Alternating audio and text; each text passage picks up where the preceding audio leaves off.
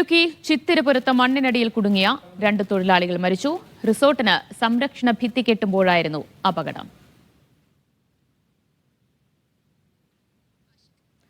മുഹമ്മദ് ആഷിഖ് വിവരങ്ങൾ നൽകും. ആഷിഖ്, എപ്പോഴാണ് രണ്ടുപേരുടെയും മൃതദേഹം കണ്ടെടുത്തത്? ഇരുവരുടെയും മൃതദേഹം ഇപ്പോൾ ആശുപത്രിയിലേക്ക് മാറ്റിയോ? അല്പനേരം മുമ്പ് മൃതദേഹം കണ്ടെടുത്തിട്ടേ ഉള്ളൂ. ഈ മൃതദേഹം കണ്ടെടുക്കാനുള്ള ശ്രമമായിരുന്നു ദീർഘനേരമായി നടത്തിക്കൊണ്ടിരുന്നത്. മണ്ണ് മാറ്റി, JCB വെച്ച് മണ്ണ് മാറ്റി അതിനുള്ളിൽ നിന്നാണ് 2 മൃതദേഹങ്ങൾ പുറപ്പെട്ടത്.